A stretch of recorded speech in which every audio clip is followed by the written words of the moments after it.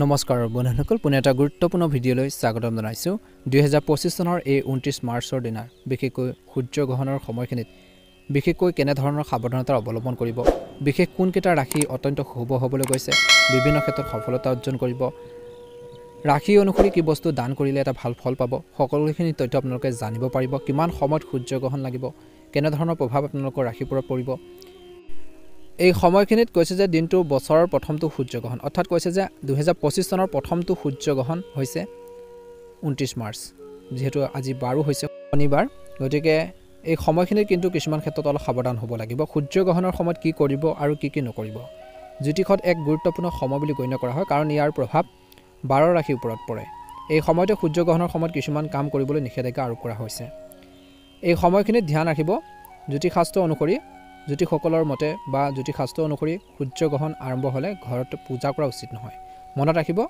যেতিয়া সূৰ্য গ্ৰহণ হৈ থাকিব বিশেষকৈ এই সময়খিনিত কোনো ধৰণৰ পূজা কৰা নহয় কোনো দেৱ দেৱীক পূজা কৰা নহয় আৰু যদি কৰে তেনে অশুভ বুলি গণ্য কৰা হয় মনত ৰাখিব আৰু এটা কথাৰ প্ৰতি আৰু এটা দিশৰ প্ৰতি গ্ৰহণৰ সময়ত দেৱ দেৱীৰ মূৰ্তি কেতিয়াও স্পৰ্শ কৰিব নালাগে কেতিয়াও গ্ৰহণৰ সময়ত আপোনালোকে দেৱ দেৱীৰ মূৰ্তি আপোনালোকে টাচ কৰিব নালাগে লাৰিব নালাগে মনত ৰাখিব আৰু এটা কথাৰ প্ৰতি ধ্যান ৰাখিব গ্ৰহণৰ আৰম্ভণিৰ পৰা বিশেষকৈ শেষলৈকে খাদ্য গ্ৰহণ কৰিব নালাগে ইয়াৰ ফলত স্বাস্থ্যৰ প্ৰভাৱ পেলাব পাৰে স্বাস্থ্যৰ ওপৰত বেয়া প্ৰভাৱ পৰিব পাৰে এই সময়ত টোপনিৰ পৰা বিৰত থাকিব লাগে ইয়াৰ ফলত স্বাস্থ্যৰ ওপৰত বেয়া প্ৰভাৱ পৰিব পাৰে মনত ৰাখিব সূৰ্য গ্ৰহণৰ সময়ত সূৰ্য গ্ৰহণ হওক বা চন্দ্ৰ গ্ৰহণৰ সময়খিনিত কেতিয়াও আপোনালোকে কেঁচি কটাৰী বেজী আদি চুকাৰ বস্তু ভুলতো ব্যৱহাৰ কৰিব নালাগে মনত ৰাখিব দা কটাৰী বা কেঁচি হওক বেজী হওক আদি কেতিয়াও আপোনালোকে চুকা বস্তু ভুলতো এই দিনটোত ব্যৱহাৰ কৰিব নালাগে পাৰিলে আপোনালোকে অলপ বিৰত থাকক সময়খিনিত এই সময়ছোৱাত গৰ্ভৱতী মহিলাসকলে ঘৰতে থাকিব লাগে বাহিৰলৈ ওলাব নালাগে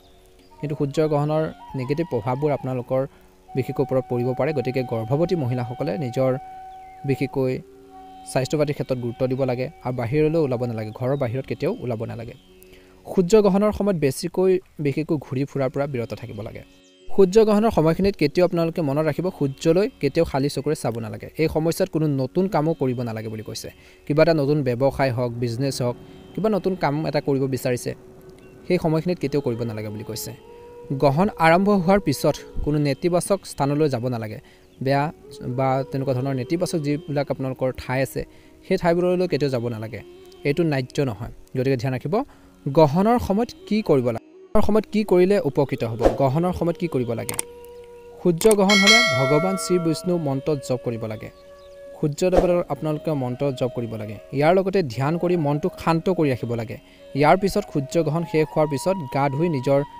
সামৰ্থ্য অনুযায়ী কাৰোবাক আপোনালোকে বস্তু দান কৰক সেয়া বস্ত্ৰই হওক বিশেষকৈ আপোনালোকে খাদ্য হওক কোনো দুখীয়া নিচলা বা বিশেষকৈ দৰিদ্ৰ লোকক আপোনালোকে বিশেষকৈ দান কৰক ভাল এটা প্ৰতিফলন দেখিবলৈ সক্ষম হ'ব বুলি কৈছে সূৰ্য গ্ৰহণৰ পিছত বা কৈছে যে সূৰ্য গ্ৰহণ শেষ হোৱাৰ পিছত বিশেষকৈ গা ধুই নিজৰ সামৰ্থ্য অনুযায়ী আপোনালোকে বস্তু দান কৰক বা নতুন বস্ত্ৰ আপোনালোকে পৰিধান কৰক বুলি কৈছে ভাল এটা প্ৰতিফলন দেখিব সূৰ্য গ্ৰহণৰ সময়ত পূজা কৰাটো শুভ বুলি গণ্য কৰা নহয় এনে পৰিস্থিতিত এই সময়ছোৱাত গৰ্ভৱতী মহিলাই মন্দিৰ বা দেৱ দেৱী মূৰ্তিৰ স্পৰ্শ কৰিব নালাগে সূৰ্য গ্ৰহণৰ সময়ত গৰ্ভৱতী মহিলাই ঘৰৰ পৰা ওলাই অহাৰ পৰা বিৰত থাকিব লাগে আৰু ঘৰৰ সকলো খিৰিকী দুৱাৰ বন্ধ কৰি ৰাখিব লাগে সূৰ্য পোহৰ বা তেনেকুৱা সূৰ্য গ্ৰহণৰ যি পোহৰ বা আপোনালোকৰ ৰশ্মি ঘৰৰ ভিতৰত কেতিয়াও প্ৰৱেশ কৰিব দিব নালাগে বুলি কৈছে এতিয়া আহিছোঁ সূৰ্য গ্ৰহণৰ সময়ৰ পৰা বা অৰ্থাৎ 29 মাৰ্চৰ পৰা বিশেষকৈ 5 ৰাশি অত্যন্ত শুভ হ'বলৈ গৈ আছে প্ৰথম ৰাশিটো হৈছে বৃষ ৰাশি 29 মাৰ্চত মীন ৰাশি বিশেষকৈ শনিৰ ট্ৰেনজিট বৃষ ৰাশিৰ লোকসকলৰ বাবে অতি শুভ বুলি গণ্য কৰা হৈছে বৃষ ৰাশি লোকসকলে বিশেষকৈ 1.5 বছৰৰ পাছত শনি ট্ৰেনজিটৰ পৰা সৰ্বাধিক লাভ কৰিব পাৰিব এই ৰাশিৰ লোকসকলৰ আৰাম আৰু সুবিধাৰ বৃদ্ধি কৰিব এই সময়খিনিৰ পৰা লাভৰ সুযোগ বৃদ্ধিৰ বাবে পূৰ্বৰ তুলনাত অৰ্থনৈতিক পৰিস্থিতি কিছু উন্নত হ'ব বুলি কৈছে আপুনি আগবাঢ়ি যাব পাৰিব আপোনালোকৰ কিছুমান কৰ্মৰ ক্ষেত্ৰত সফলতাৰ বাট মুকলি হ'ব বুলি কৈছে আপোনালোকে ভাবি থকা কিছুমান পৰিকল্পনা মনৰ কিছুমান যি চিন্তা আইডিয়াবোৰ সেইখিনি আপোনালোকে সফলতাৰে আগবঢ়াই নিব পাৰিব পৰিকল্পনা সফল হ'ব উপাৰ্জনৰ নতুন উৎসৱ মুকলি হ'ব বুলি কৈছে নিয়োজিত লোকে নতুন চাকৰি বা কিবা এটা কামৰ অফাৰ পাব পাৰে হঠাৎ লাভৰ সুযোগ বাঢ়িব বুলি কৈছে ধৰ্মীয় কাম কাজৰ প্ৰতি আপোনালোকৰ আগ্ৰহ বাঢ়িব ধৰ্মীয় কাম কাজৰ প্ৰতি আপোনালোকৰ প্ৰবল বিশেষকৈ ইচ্ছা শক্তি বাঢ়িব, ভগৱানৰ প্ৰতি আস্থা ভক্তিবোৰ বৃদ্ধি পাব বুলি কৈছে। ভাল এটা প্ৰতিফলন দেখিব বৃষ ৰাশি জাতক জাতিকাসকলে সূৰ্যগ্ৰহণৰ এই 29 মাৰ্চৰ সময়খিনিৰ পৰা। শনি গ্ৰহৰ ট্ৰেনজিটৰ ফলাফলে ইংগিত দিছে যে 2025 চনৰ 29 মাৰ্চৰ পিছত বিশেষকৈ 29 মাৰ্চৰ পৰা বিশেষকৈ এই সময়ছোৱাত আপোনালোকৰ মনত সকলোৰে মনত বিশেষকৈ অশান্তি অনুভৱ হ'ব পাৰে। সেয়ে অপ্ৰয়োজনীয় বিতৰ্কত জড়িত। অন্য এটা ৰাশি হৈছে কুম্ভ ৰাশি। কুম্ভ ৰাশিৰ লোকসকলৰ বিশেষকৈ সূৰ্যগ্ৰহণ আৰু শনিৰ ট্ৰেনজিটে কুম্ভ ৰাশিৰ লোকসকলৰ বাবে শুভ বুলি প্ৰমাণিত কৰিব। এই সময়খিনিত বিশেষকৈ অলপ সাৱধানো হ'ব লাগিব। কৰ্মৰ ক্ষেত্ৰত কিছু বাধাৰ, আৰ্থিক লোকচান, আৰ্থিক সমস্যাৰ সন্মুখীন হ'বলগীয়া হ'ব পাৰে। এনে পৰিস্থিতিত কোনো নতুন কাম কৰাৰ পৰা বিৰত থাকিব লাগিব। আপোনাৰ ৰাশিৰ পৰা দ্বিতীয় স্থানত সূৰ্যগ্ৰহণে জীৱনলৈ প্ৰত্যাহ্বান কঢ়িয়াই আনিব পাৰে। লগতে ব্যক্তিত্ব নিয়ন্ত্ৰণ কৰিব লাগিব আৰু তৰ্ক বিতৰ্কৰ এৰাই চলিব লাগিব বুলি কৈছে। অন্য এটা ৰাশি হৈছে মীন ৰাশি। বিশেষকৈ 29 মাৰ্চৰ সূৰ্যগ্ৰহণ আৰু শনি ৰাশি পৰিৱৰ্তন মীন ৰাশিৰ লোকসকলৰ বাবে শুভ বুলি ইমান এটা গণ্য কৰা নহয়। বিশেষকৈ অলপ সাৱধান হ'ব লাগিব এই সময়খিনিত। সূৰ্যগ্ৰহণ আপোনালোকৰ ৰাশিৰ প্ৰথম ঘৰ আৰু অৰ্থাৎ আৰোহিত হ'ব পাৰে, যাৰ বাবে আপুনি আত্মবিশ্বাসৰ হ্ৰাসৰ সন্মুখীন হ'বলগীয়া হ'ব পাৰে। স্বাস্থ্য সম্পৰ্কীয় কিছু সমস্যাৰ আৰু আৰ্থিক সমস্যাৰ সন্মুখীন হ'বলগীয়া হ'ব পাৰে।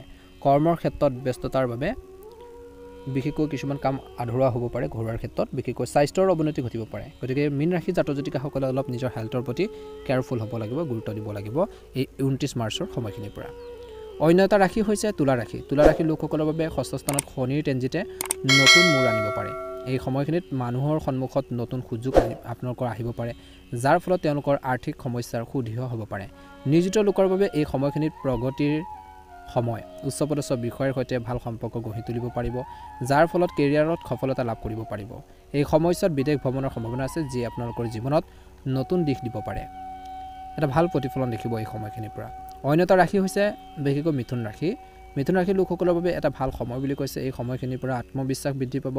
শনিদেৱৰ ট্ৰেনজিটে মিথুন ৰাশিৰ লোকসকলৰ বাবে ভাল এটা সময় আপোনালোকৰ বাবে লৈছে, কাৰণ শনিদেৱে আপোনালোকৰ ট্ৰেনজিট ৰাশিৰ মাজেৰে আপোনালোকৰ কেৰিয়াৰ হওক, আপোনালোকৰ ব্যৱসায়িক ক্ষেত্ৰতে হওক, বিজনেছ লাইনতে হওক বিশেষকৈ ভাল এটা স্থানলৈ আগবঢ়াই নিয়াৰ ক্ষেত্ৰত সহায় কৰিব। গতিকে কৰ্ম সংস্থাপন বিচৰা বা চাকৰি বিচৰা লোকসকলৰ বাবে এই সময়খিনিৰ পৰা কিবা এটা দায়িত্ব বা কিবা এটা ভাল সুযোগৰ খবৰ হওক বা কিবা এটা দায়িত্ব পাব পাৰে। ভাল এটা কৰ্ম সংস্থাপন সুযোগ পোৱাৰ সম্ভাৱনা আছে।